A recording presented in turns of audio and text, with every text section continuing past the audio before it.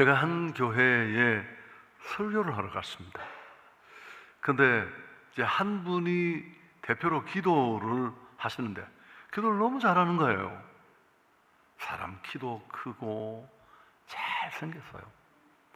그리고 아주 간결하면서도 또 그 울림이 있는 그런 훌륭한 기도였습니다.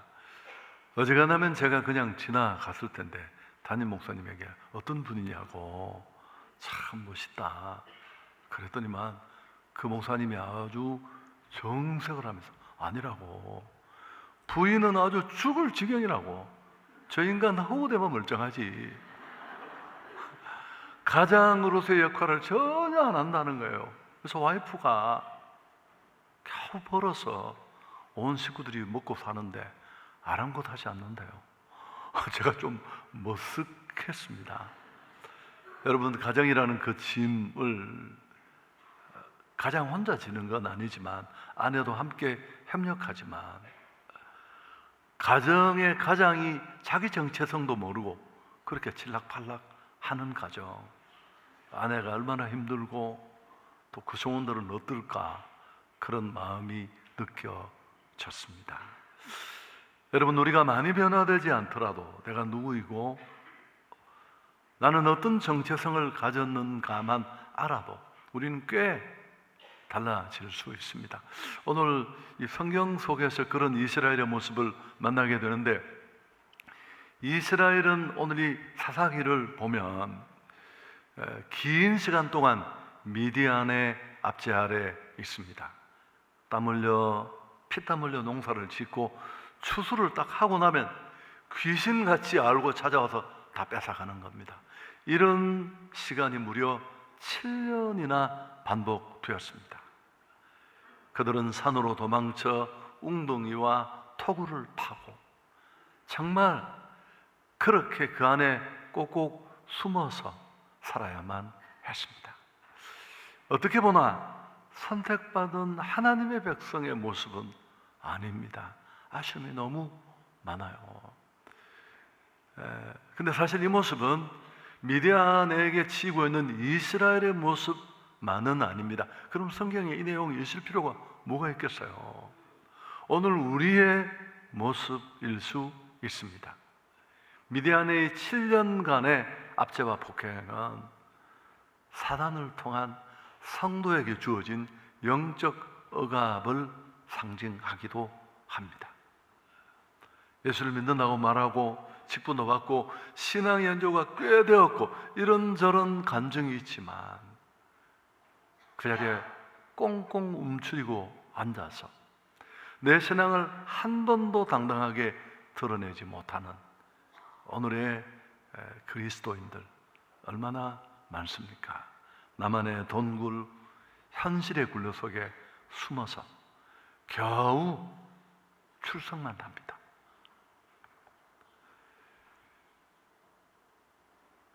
여러분, 그래서 어떤 일에도 나를 드러내지 못하는 그런 모습으로 살아가고 있지는 않습니까? 사단은 지금도 똑같습니다. 우리의 기쁨과 감사, 또 구원받은 자로서 우리에게 주어진 사명을 빼앗아 갑니다. 현실이란 토굴 속에 몰아넣고 주눅들게 하고, 우리가 어떻게 조금이라도 도전받고 역할을 하려고 하면 당장 한 방 날립니다. 네가 무슨 전도야? 아니, 너 꼴을 좀 알고 그런 이야기해. 지금 그 형편에 이 어려움 속에 네 사업이 얼마나 어떤 상황인데, 야, 무슨 전도고 무슨 선교야? 너 교회 가잖아, 봉사도 하잖아. 됐어. 여러분, 이런 사단의 새빨간 거짓말, 이 가스라이팅에 속아 많은 성도들이 그냥 주저앉아 있습니다. 종교인으로 예배 드리고 돌아가고 사명을 잊고 내가 누구인지도 모르고 하나님의 나라 그저 찬양 속에 가끔씩 기억되고 내 나라에 코박고 그렇게 살다가 짧은 인생 끝내고 주님 앞에 서면 이거 진짜 재앙이거든요. 여러분, 우리는 그렇게 살아야 될 존재가 아닌데. 이스라엘은 이런 절망 속에 성민다운 모습을 놓치고 살아가는 자신들의 모습이 비통했던지 하나님께 부르짖습니다. 근데 하나님은 회복을 주신 것도 군대를 보내주신 것도 아니고 선지자를 보냅니다. 그리고 그들의 문제를 진단하시는데요, 내가 너를 애굽에서 인도해 내었다. 그리고 내가 너를 온갖 굴레와 압제 속에 건져서 자유케 해 주었다. 근데 너는 내 목소리에 귀 기울이지 않고 오히려 이방신들을 따라다니고 두려워했다. 지금 그들이 치열하게 두들겨 맞고 있는 이 진짜 문제는 미디안이 아니라 바로 그들의 신앙이었습니다. 엉터리 믿음. 좀 더 표현을 바꾸면 하나님과의 관계가 무너진 것입니다. 하나님 말씀에 귀 기울이지 않고 듣더라도 행하지 않고. 하나님은 선지자를 한 사람에게 보냅니다. 선지자가 찾아간 그 한 사람이 바로 우리가 잘 아는 이 사사기를, 이 부분을 이끌어가는 기드온입니다. 근데 그가 어떤 모습으로 있었습니까? 포도주 틀 속에서 밀을 타작하고 있었습니다. 이게 뭘까요? 세상에 이런 쫄보가 있습니까? 미디안의 공격과 폭행이 두려워서 포도죽을 짜는 그 기구 속에 들어가 숨어서 밀을 그는 두드리고 있었습니다. 성민의 몰골하고는 너무 어울리지 않죠. 하나님의 사자가 그에게 말합니다. 오늘 사실 이 12절은 이 사사기 6장 전체 핵심 구절이에요. 우리가 큰 소리로 함께 읽습니다. 큰 용사여, 여호와께서 너와 함께 하신다. 오늘 이런 두려움에 사로잡혀 성민의 모습과는 전혀 어울리지 않는 모습으로 주저앉아 있는 그를 보고 큰 용사다. 여러분, 이 큰 용사라는 단어의 히브리어는 원문의 원래 뜻도 중요하지만 시제가 중요해요. 현재형입니다. 네가 지금은 초라하게 상황에 침몰한 그런 모습이지만 너는 앞으로 용사가 될 거야. 그런 게 아니고 용사가 될 자가 아닌 너는 이미 용사다. 조롱, 인정 둘 다 아닙니다. 이스라엘이 어떤 존재인가 그들의 본질과 정체성을 꿰뚫어 보시는 하나님의 선포입니다. 너는 큰 용사다. 여러분, 이스라엘만 그랬을까요? 아니요. 오늘 예수 믿고 구원받아 영적 이스라엘에 편입된 우리 모두가 같은 상황에 있습니다. 내 삶이 아무리 무너지고 내 사업이 엉망이고 내 꼬라지가 진짜 얼굴 들고 다니지 못할 만큼, 예수 믿는 네가 어째 그러냐 싶을 만큼 무너졌어도 우린 이미 그리스도 안에 새로운 피조물 되고 용사인 줄 믿습니다. 이게 우리의 정체성입니다. 여러분, 용사가 뭐예요? 싸움이 있다는 뜻입니다. 싸워야 될 대상이 있고 싸워야 될 이유가 있고 우리가 빼앗아 찾아와 이겨내야 될 싸움이 있다는 겁니다. 하나님은 이미 출애굽기에서 이스라엘이 그 작은 민족이 출애굽하는 것을 보시면서 그날에 여호와의 군대가 애굽에서 나왔다. 성경이 그렇게 말했거든요. 또 우리 진군식 때마다 매번 단골로 이 말씀이 본문이 됩니다마는 너는 그리스도 예수의 좋은 군사로 나와 함께 고난을 받아라. 은혜 속에 강하고 등등등. 우리가 착각하고 현실에 주저앉아 상황에 꽁꽁 묶여 내가 누구인지, 내가 어떤 존재인지를 놓치고 살까 봐 하나님은 여쭤부터 넌 군대야, 넌 용사야, 넌 고난을 받아야 될 사람이야. 싸워야 될 싸움이 있고 우리가 군대로 부름받았다는 것을 거듭 말씀했습니다. 큰 용사라고 정체성을 깨닫게 하신 하나님은 당연히 사명을 주십니다. 자, 14절도 함께 읽습니다. 너는 가서 이 너의 힘으로 이스라엘을 미디안의 손에서 구원하라. 내가 너를 보낸 것이 아니냐. 야, 너 그렇게 쫄보로 덜덜덜 떨고 숨어 사는데 그건 네 모습이 아니야. 난 너를 큰 용사로 불렀고 만들었고 네가 가서 싸워야 될 싸움이 있고 내가 너를 보냈다. 기도원은 굉장히 당황합니다. 하나님, 내가 어떻게 그런 일을 할 수 있습니까? 내 지파도 약하고 내 아버지와 내 집도 너무너무 초라하고 작은 자인데, 가끔씩 교회가 하나님이 우리를 사명의 자리로 부르면 우리가 이런 이야기합니다. 목사님, 저 교회 다닌 지 얼마 되지 않았고 시간도 없고 재능도 없고 성격도 너무 소심해서 나 못합니다. 하나님은 기도원의 그런 변명에 아무것도 답하지 않습니다. 그래서 16절에 보면 여호와께서 그에게 이르시되 내가 반드시 너와 함께 하리라. 내가 미디안 사람 치기를 한 사람을 치듯 하리라. 하나님은 우리의 조건, 우리의 약함에 별로 관심 없었습니다. 승리의 유일한 요건이 있다면 하나입니다. 하나님의 임재인 줄 믿습니다. 하나님은 우리와 함께 하시지만 무엇보다도 내가 누구인지를 알고 싸워야 될 싸움을 향해 우리가 순종의 한 걸음을 무겁지만 내디딜 때 함께 하실 줄 믿습니다. 여러분, 하나님은 왜 우리를 군대라고 하셨다고요? 네, 싸움이 있거든요. 아니, 그런 의식을 가지고 사세요. 엄연히 전쟁이 존재하고 치열하게 우리가 싸워야 될 대상이 있고 우리가 지키고 싸우고 빼앗아 되찾아와야 될 목적이 있는데 전혀 한 번도 그런 생각 없이 한시라는 물속에 꽁꽁 숨어서 뭘 먹고 뭘 마시고 뭘 어떻게 살까?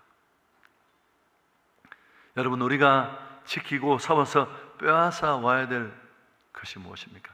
사단에게 억압받고 죄의 포로되어 죽어가는 영혼을 건져내는 일입니다. 고린도후서 4장 4절, 이거 귀가 따갑도록 외우고 인정했습니다. 자막도 없습니다. 이 세상신이 믿지 않는 자들의 마음을 혼미케 하여 복음의 영광의 광채가 비치지 못하겠다. 아무리 복음을 전해도 그 복음이 들려줘도 그 복음을 의미 있게 들을 수 없습니다. 그들이 강팍한 것 때문만이 아니라, 우리 외침이 작아서만이 아니라 악한 세력들이 복음을 듣는 날 믿음으로 나아갈 것을 두려워해서 그들의 오감을 꽁꽁 동여매고 있어서 들리지 않아요. 그래서 우리는 그들을 건져내야 합니다. 그게 전도요 선조인 줄 믿습니다. 하나님은 우리를 성도라고만 부르는데 끝나지 않고 너는 큰 용사야, 하나님의 군대야 라고 부르신 이유입니다. 기도원이 어떻게 했을까요? 두려웠지만 주저앉아 있지 않고 부르시면 순종합니다. 그가 하나님을 인격적으로 만난 후에 이런 큰 자기 정체성과 무엇을 위해 어떻게 살아야 될지를 알고 난 다음에 첫 번째로 한 일이 뭐냐면 제단을 쌓는 일이었습니다. 오늘 본문을 꼭 다 한번 사사기 6장을 읽기를 바라고요. 자, 24절에 그 내용이 나옵니다. 함께 읽습니다. 기도원이 여호와를 위하여 거기서 제단을 쌓고 그것을 여호와 살롬이라. 자, 여러분, 이 여호와 살롬이라는 이 유명한 단어가 문맥이 이런 상황에서 나오는 거예요. 좀 놀랍지 않은가요? 하나님은 평강이시다. 평강의 하나님은 언제 누릴까요?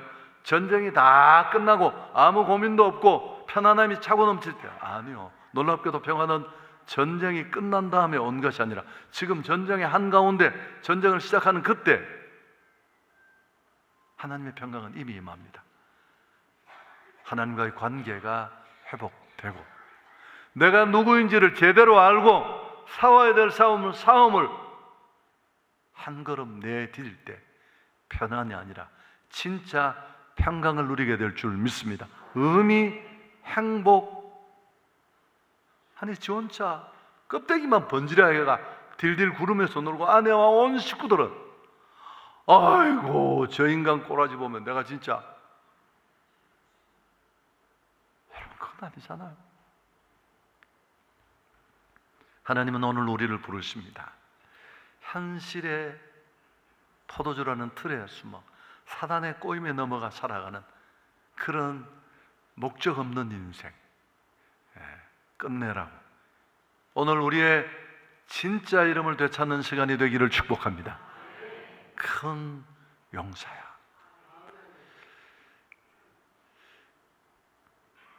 여러분 사실 오늘 이 말씀이 가장 강력하게 우리가 주는 도전은 이스라엘의 영적 침체만을 말하는 게 아니에요. 오늘 이 사사기 6장이 우리에게 주는 가장 강력한 메시지가 뭐냐 하면은 이스라엘을 단순한 영적 침체 상황, 미디안에게 두들겨 맞는 선민의 신앙 무너짐으로만 이해해서는 안 됩니다. 사실은 이 속에는 더 큰 영적 전쟁의 프레임이 숨겨져 있습니다만, 미디안의 이스라엘을 향한 이런 압제는 단순한 경제적, 군사적 위협이 아닙니다. 사탄이 그들에게 심어놓은 정체성 왜곡 프로그램이다. 그렇게 말하고 싶습니다. 뭐라고요? 사탄이 심어놓은 정체성 왜곡 프로그램. 용사입니다. 큰 용사예요. 싸워야 될 싸움이 있다는 거 다 잊어버리고 그저 하나님의 자녀들이 꽁꽁 토굴 속에 숨어서 언제 약탈당할지 모르는 노예로 세뇌되고 가스라이팅 당해서 살아가는 것. 이게 진짜 사단이 원하는 거예요. 얼마나 많은 성도들이 구원받았다는 사실, 직분이 있다는 사실, 그래서 내 삶이 변화되었고, 여러분 그렇게 누구였는지, 어떤 능력이 내게 주어졌는지, 내 인생의 모든 에너지는 무엇을 위해 사용되어야 되는지, 이 싸움의 정치에조차 있고 살아가게 하는 고도의 영적 전략. 왜 안 놀라시는지, 오랜만에 와서 무섭지가 않습니까? 놀랍지 않습니까? 아니, 내가 누구인지도 모르고 그 칠랑팔랑거리는 이상한 인간처럼 자기 혼자 배 깔고 맨날 만화책 보고 밥 먹고 얼굴에 막 빼시려해가 사람들 보기에는 번지려한데 지가 누군지도 모르고 지가 뭘 해야 되는지도 모르고. 오늘 말씀은 그런 사단의 정체성 왜곡 프로그램에 정신을 놓고 있는 우리에게 던지는 도전입니다. 용사여 일어나라. 사실은 이게 단순히 각성만이 아니라 우리를 영적 군대로 소집하는 말씀입니다. 그리고 군대로서 나아가야 될 그 싸움에 우리를 파송하는 차원입니다. 문제는 전도를 안 하고 선교를, 즉 삶을 살지 않는 것이 아니라 내가 군인이라는 사실을 망각하고 있는 겁니다. 옆에 분에게 이렇게 한마디 하십시오. 당신 군대야, 큰 용사야. 안 할 것 같아서 시키지도 않겠습니다. 여러분, 이번 여름의 국내 선교, 우리 사역자 공동 카톡에 매일 올라왔어요.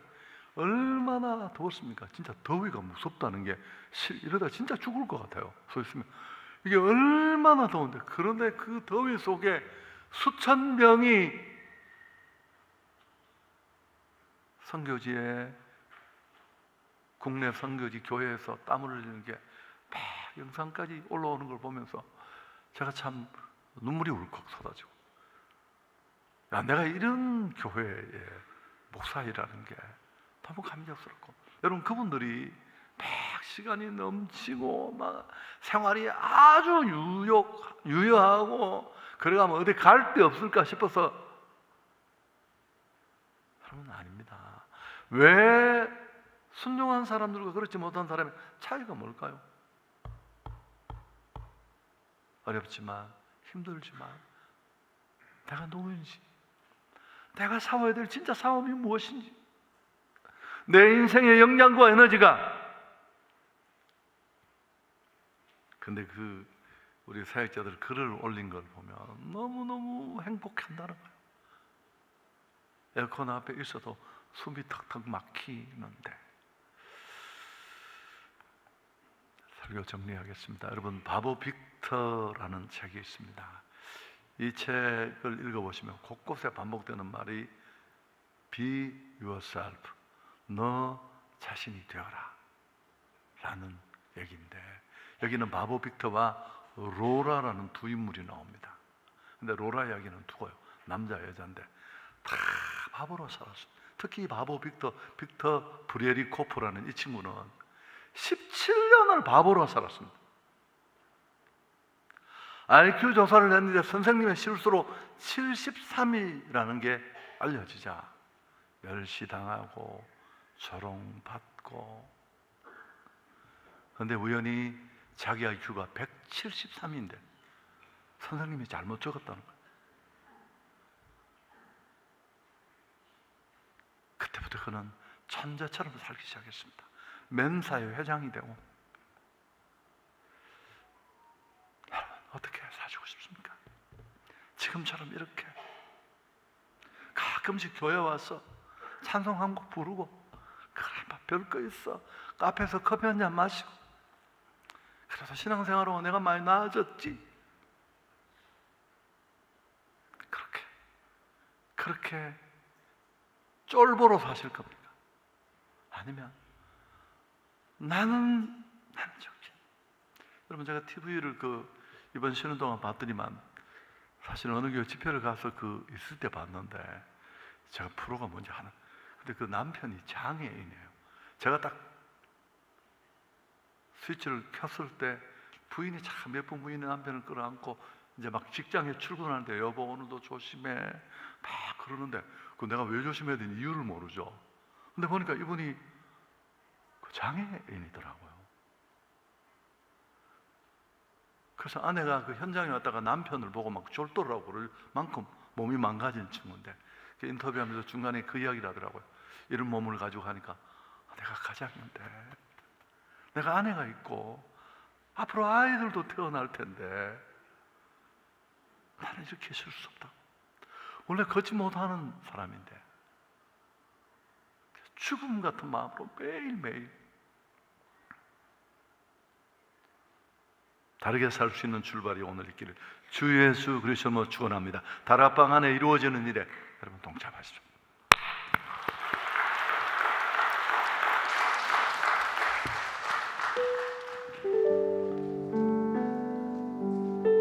죄송합니다. 주님 다시 오실 때까지도 할 수 있겠죠? 미안합니다. 제가 곡을 바꿨습니다. 그냥 너무 잘하는 편안한 곡으로 오늘 이 설교를 마무리하고 싶습니다.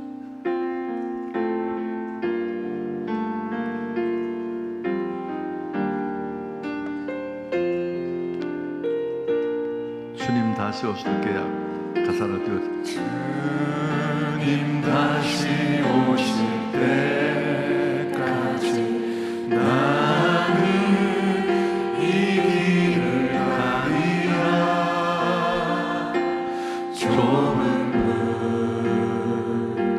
좁은 길 나의 십자가 지고 나의 가는 이 길 끝에서 나는 주님을 보이라. 영광의 내 주님 나를 맞아주시니 주님 다시 오실 때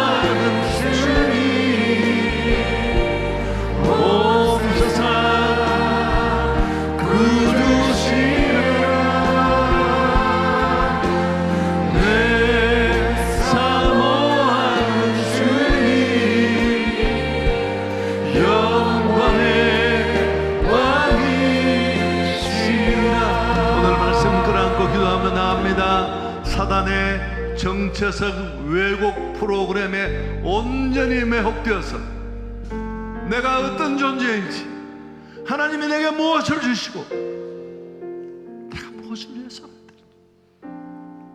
그것도 낮추고, 그렇게 살다가 병난도간 종처럼 주님 앞에 섰을 때 우리가 뭐라고 말할 수 있을까요? 여러분 오늘 결정하십시오. 그렇게 사시든지 다른 삶을 선택하든지. 하나님, 이번 다락방에서 이루어질 가을 행축, 나를 통해 주님 앞으로 돌아오고 내가 어둠의 영역에서 빼앗아 이끌어와야 될 내 사랑하는 사람들이 있음을 믿습니다. 나를 사용해 주옵소서.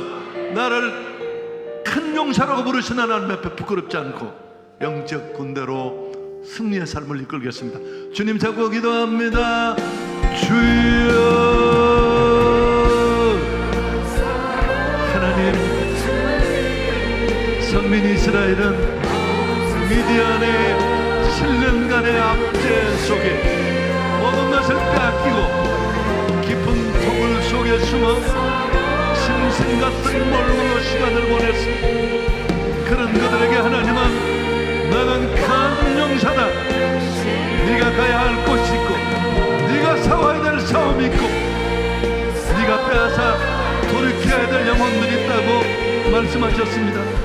여 하나님, 구원의 은혜를 받고 예수를 믿고 하찮은 하늘, 땅의 소망이 아니라 하늘 소망을 붙잡고 하나님을 아버지로 부르며 살고 있는 날, 이게 전부인 줄 알고 이렇게 인생 살다가 이렇게 끝나지 않게 하시고, 하나님은 나를 다시 영적 군대로 소집하시는 이 진군식의 부르심 앞에 군대답게 정체성을 발견하고 이번 부흥에 큰 은혜 받고 나를 제대로 진단하고 이제 하나님 영혼 품고 그 거룩한 영적 싸움을 시작할 수 있는 우리 모든 공동체가 되게 해주옵소서. 순장님들, 순원들, 우리 모든 공동체의 은혜를 주옵소서. 주님 다시 오실 때까지 나는 일어나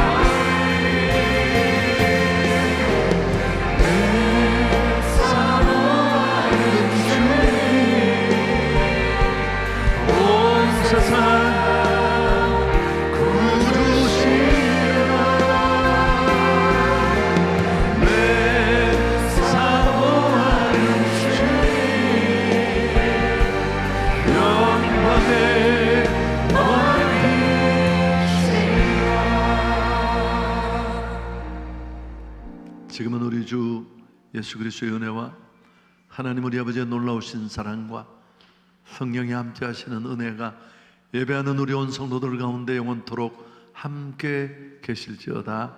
아멘.